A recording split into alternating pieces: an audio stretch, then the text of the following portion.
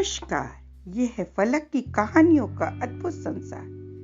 किस्सा, कहानी, कहानियां जिनमें हम लिखते हैं खुद को। मैं हूँ सीमा वाडिका और आपको सुना रही हूँ लेखिका सुनीता मिश्रा की कहानी प्रेम कथा। उसका पत्र मिला मुझे, बहुत अवसाद भरा था।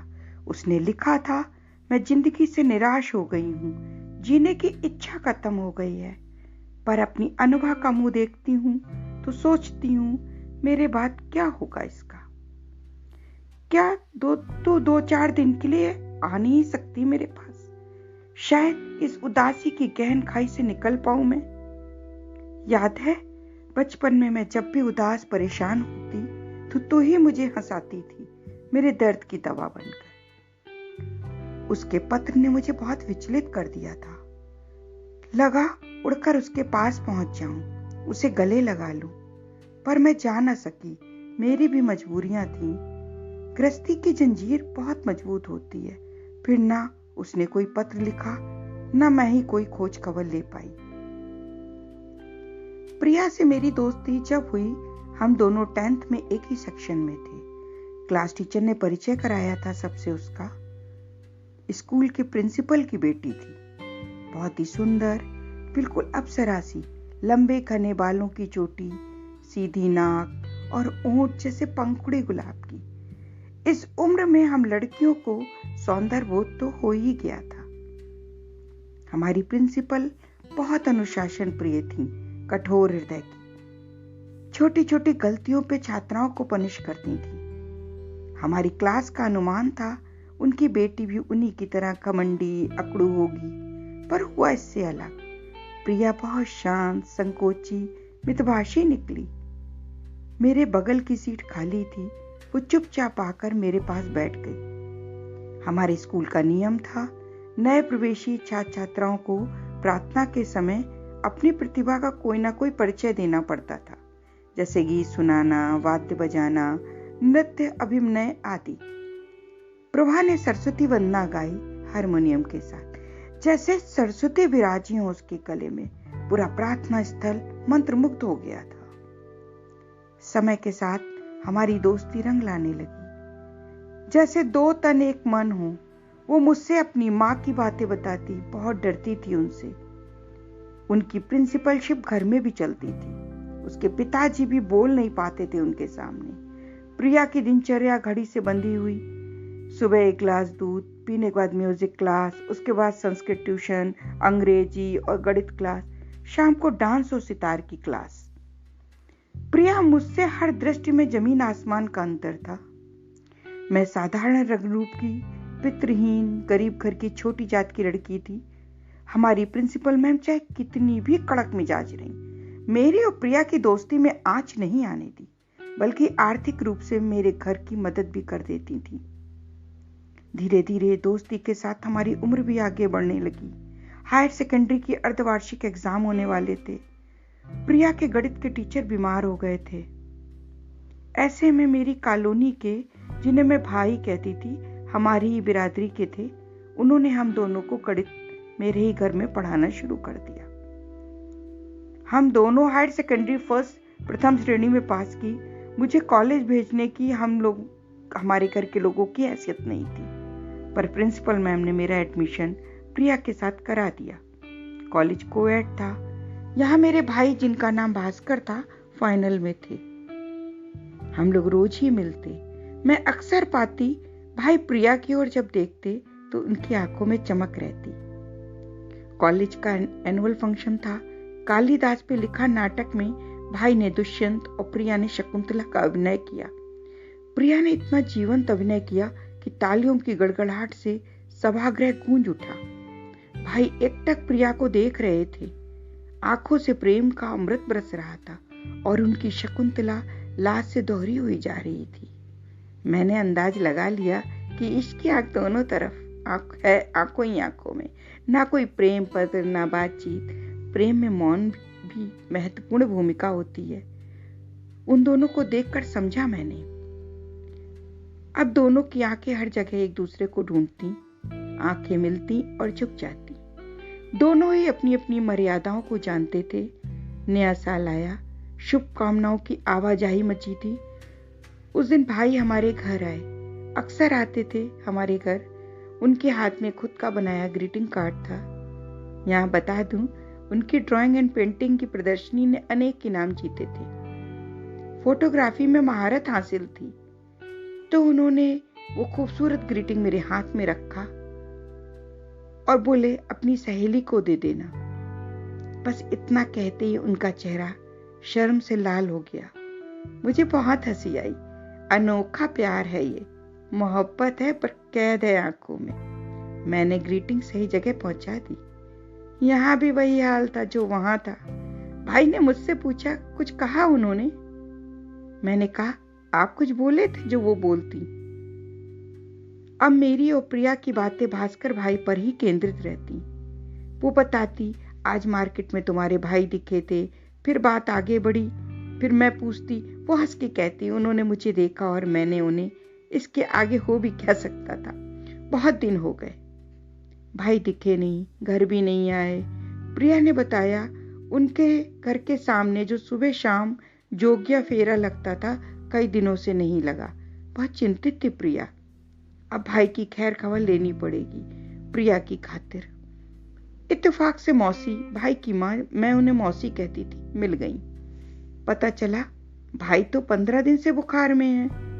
प्रिया को लेकर मैं भाई के घर गई। बहाना था, भाई बहन भाई का हालचाल लेने आई है, साथ में सहेली है। हालांकि प्रिया के तो पसीने छूट रहे थे। अगर माँ को पता चल गया तो वो क्या कहेंगी?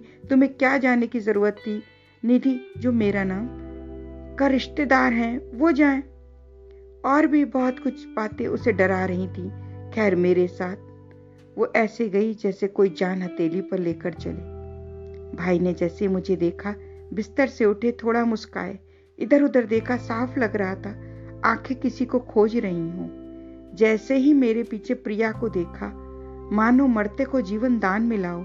मैंने महसूस किया उनकी समझ चेतना मेरे प्रति कृतज्ञ हो गई थी। वे बिस्तर पे लेट गए। मैंने बीमारी से संबंधित हालचाल पूछे। उन्होंने निराकरण किया। आंखें प्रिया पर, प्रिया की आंखें जमीन पर। वे बातें मुझसे करते रहे। मौसी चाय ले आई, सिर्फ मैंने चाय ली। प्रिया ने कभी चाय पी ही नहीं। करीब 20 मिनट बीते। अब चलना चाहिए, ये मैं नहीं, प्रिया भी सोच रही थी। मैं जानती थी कि भाई चाह रहे हैं कि उनकी प्रियतमा कुछ और रुके। बोल नहीं पाए। हम दोनों उठ के खड़े हुए।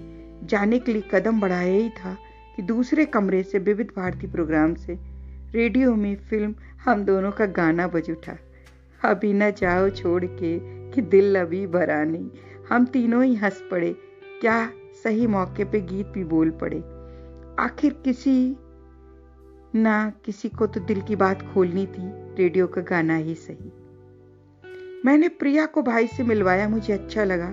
भाई का फाइनल हो गया, उन्हें इंजीनियरिंग में एडमिशन मिल गया। हम लोग बीएससी फाइनल में आ गए। प्रिया और भास्कर का प्रेम आत्मिक प्रेम की तरह यथावत था।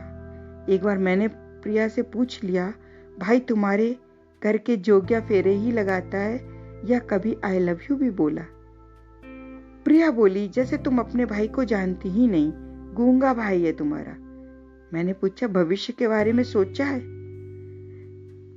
लंबी सांस लेके प्रिया बोली, राह बहुत कठिन है। सबसे पहले तो जाती ही रास्ता रोक देती। फिर यहीं रुक जाओ प्रिया, मैं बोली। मैं तो रुक जाऊं, मन का क्या करूं? प्रिया ने आगे कहा, हम आज आई हुई खुशी का ख्याल रखें, कल जो होगा देखेंगे।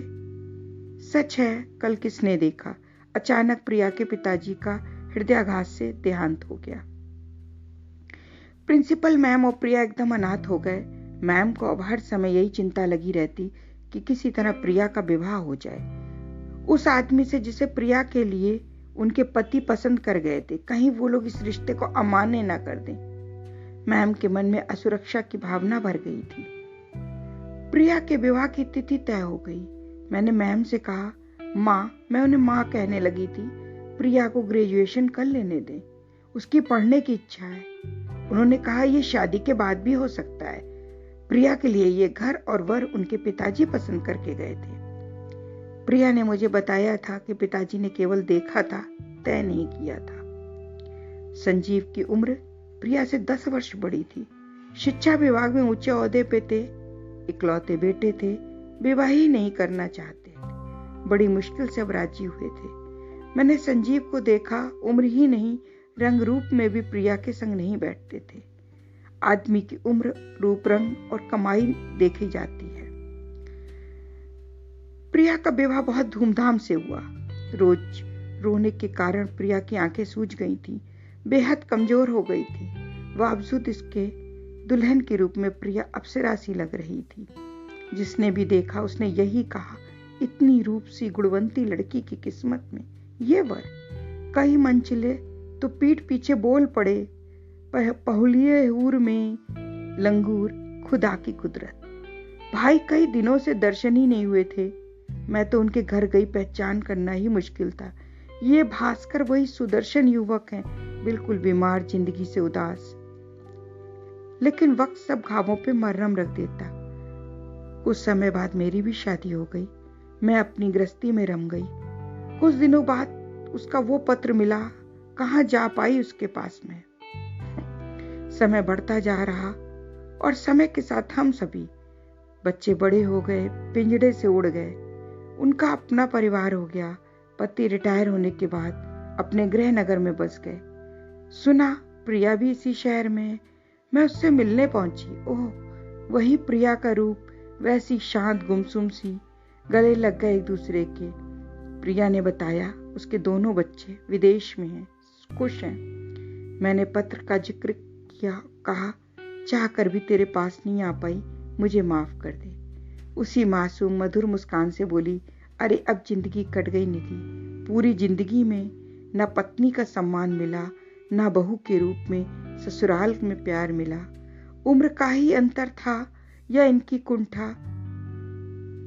थोड़ा ठहर के फिर बोली, हमेशा मुझे शक के दायरे में रखा, पूरा पहरा रहता था, किसी से भी मुझे मिलने नहीं देते थे, यहाँ तक कि माँ के पास भी नहीं भेजते थे। माँ मुझसे मिले बिना ही इस दुनिया से विदा हो गई। आंसू छलक पड़े प्रिया के। बातों का अंतहीन सिलसिला शुरू हुआ।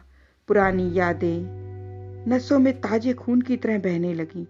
कभी हंसते, कभी रोते, यादें और बातें। मैंने पूछा, प्रिया तुझे भास्कर की याद आती है? वो बोली, उन्हीं मीठी यादों के सहारे ही तो जिंदगी के 50 साल काट लिए, वरना कब की मर गई होती।